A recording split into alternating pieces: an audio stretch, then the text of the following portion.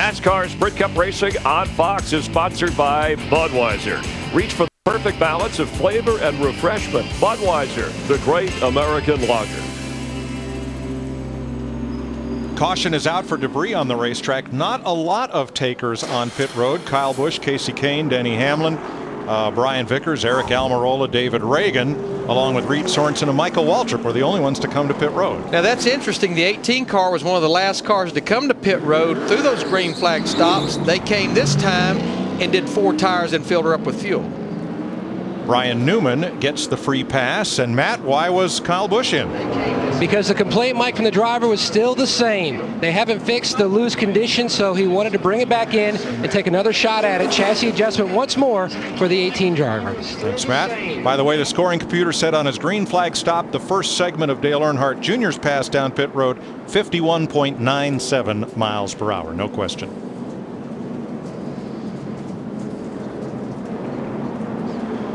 Krista, it's been an up and down day for Ryan Newman so far. Well, yeah, Mike, and a little bit more down, actually. On the first run, he talked about his car being loose. By lap 25, he had called it wicked loose, and 10 laps later, he added a second wicked loose. So they made wholesale changes on that stop. It was track bar down, wedge in, and now he gets the lucky dog. He'll be back in for more adjustments. I just think what Darrell said a while ago, this hot racetrack's got a lot of them a lot looser than they were yesterday.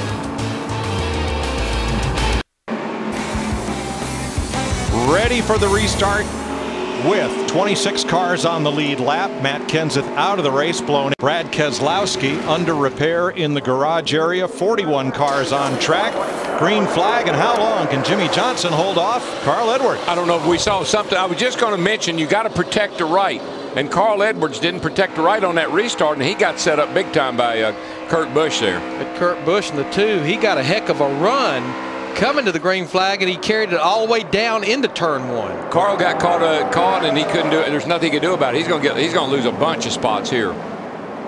So now, just like we started this race, it's Kurt Busch tracking leader Jimmy Johnson off turn 4. And keep an eye on Dale Jr. back in there too. Remember, he's down a lap, and so there's a heck of a race within a race. Trying to get that lucky dog position. I've been watching this battle right here between Kevin Harvick in the 29 and Greg Biffle in the 16. Smoke spin, turn 2, deep in the pack. I believe that's Elliott's. It's Elliott. That was Jamie McMurray, wasn't it? The 26 car. I can't believe he didn't spin that car. Hold your line. No caution. Hold your line. Hold your line. That was unbelievable. This battle continues to go on between Harvick and Edwards. This is a battle for third. There's something going on with these cars. I saw it yesterday. I see it again today. They just get loose all by themselves. They just snap loose. Jamie Mack looked like Vaughn Gittin, the drifting star in his Mustang. That car was sideways for so long, I can't believe it did not spin. He kept in it, I can tell you that. The tire smoke was flying. Oh, I think he got a little bit of help from that right front fender. Look at that thing just sat there. Look at that. Darrell, how does he not lose that car? I don't know. That's a good handling race car is all I can say. Wow. That was definitely worth a wow right there. Now it did put him back to last car on the lead lap, 26th. But what I was going to say about Greg Biffle in the 16 car, they seem to be the big winner through the cycle of green flag pit stops. Steve, they were on the mark, unlike last week when he came to pit road. Well, one of the reasons, Larry Mack, they made absolutely no adjustments to that 16 car for Greg Biffle. And Larry, furthermore, he says, I'm able to drive it over the bumps a lot better than the other guys. Of course, he's the winner from the Nationwide Series race yesterday and actually been fighting a little bit of flu. And when we were watching Jamie McMurray over there, he has a stomach flu climbing in that race car today. And the bumps that Biffle is talking about is down in 1 and 2, and we saw that upset a lot of race cars yesterday in practice and qualifying. So if you can get through there and hold the low line, that's definitely a good handling car.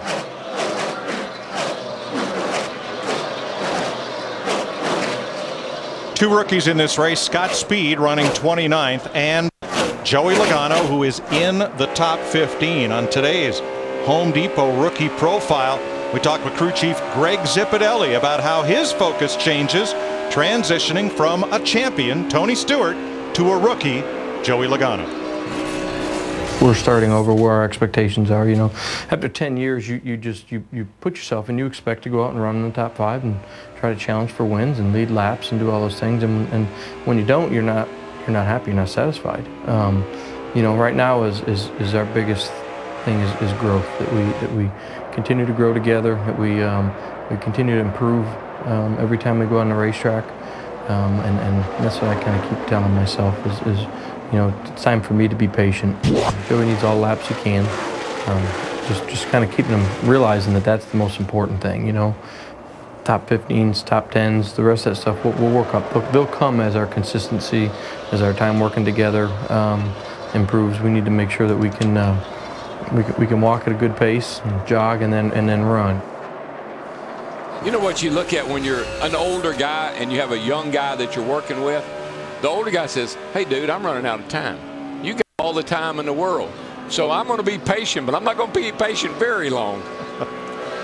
Yeah, Greg Zipadelli told me on Friday, he said, honestly, Larry, we're just looking for top 25s right now, and they need some top 25s. That team right now is sitting outside the top 35, back in 37th in points. Well, I don't like what they did I don't know if they made very many adjustments on that car on the pit stop, but I see it stepping out a number of times here on this run.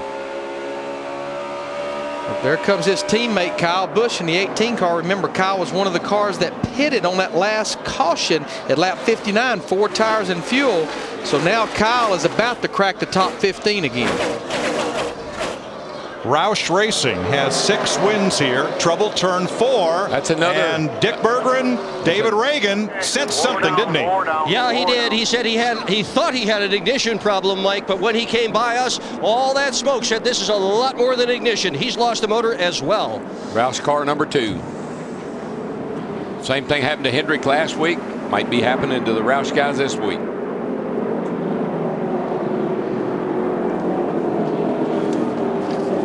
So Matt Kenseth, who came in here as the points leader, he's in the garage here with engine problems. David Reagan came in here 8th in the points. And I made this point last week, Mike. Even though that's a Ford and last week it was a Chevrolet, the vendors that build camshafts, rocker arms, lifters, it's the same vendor. You know, it can be pistons, rod, it can be any part. It's the same vendor that supplies a lot of parts to all these different teams. Let's ride along with David Reagan.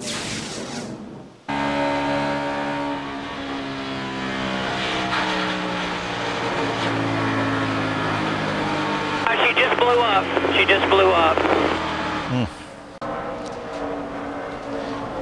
You know, Daryl. Wore down. Daryl, I'm sure you went through this. You could almost sometimes smell when an engine was going to blow up in a race car. Yeah, you can, Larry. First, the driver drives by all his senses. You know, the feel, the smell, the hearing. You start to hear a little different harmonic in the engine, a little different engine sound.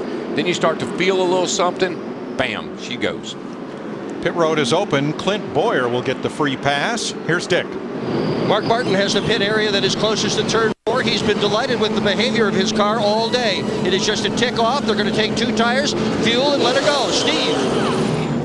Dick Jimmy Johnson into his pit box. He says that in 3 and 4 the car is awesome. In 1 and 2 I lose a little momentum. In the upper right you see Kurt Busch. He says tail end is loose but the car's getting better. Just 2 tires for the 2 car, Matt. Carl Edwards' plan was to stop short in his box because the 9 of Kane will be coming around, but he slid in his box. Slight chassis adjustment to this 2 loose up top, but tick tight in the bottom. Krista.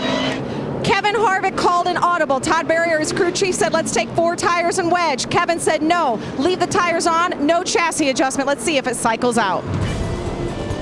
And Kevin Harvick picks up 4 positions in the race off pit road. We're under the 4th caution of the day in Las Vegas.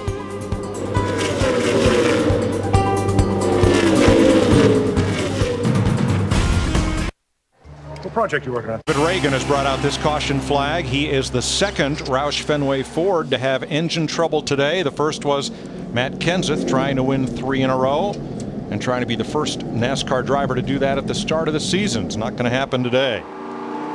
Here's a question from Ask.com, official search engine of NASCAR. What are some of the nicknames for Las Vegas Motor Speedway? Get the answer now at Ask.com. Enter the Ask.com NASCAR Challenge. You could win a trip to Talladega. Ask.com, official search engine. I'm going to have to go to Ask.com because I don't know if I know the answer to that. Well,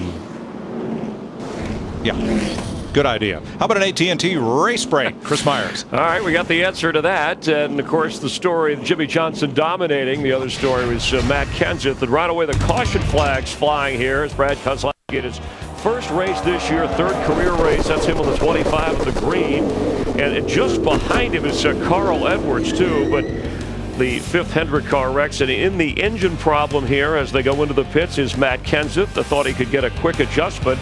Caught speeding on pit road, sent to the back of the pack. Didn't really matter because the cylinder or engine problems caused him on lap 7 to be out of the race. Meanwhile, Martin Truex Jr. with the axle shaft left in during the pit stop that was caused. And among those great moves deserving of a wow, Jamie McMurray somehow saving this at high speed. But engine problems for Toyota and Hendrick Chevys before. It's Ford engines with Kenseth and David Reagan having an effect on the race so far. So let's check in with Jeff Hammond. Well, thanks, Chris. Right now, we're seeing a lot of engine problems, especially with the Fords. And, folks, we talk about sustained RPM. When it comes to this racetrack, that means that the RPM stay up there in a level to where they never get a chance to drop down and kind of let the engine breathe and relax a little bit. And what can happen here, this is a new piston and a new valve. When everything's working right, they come down here, they get very, very close. Not a problem as long as everything works well. But if you ever break a valve spring, this is what's left of a valve spring, broken 3 pieces. This is what it's supposed to look like, whole. Now, the thing is, when it comes down and makes contact, it hits the piston, it can knock a hole in it. That's where the oil can come from.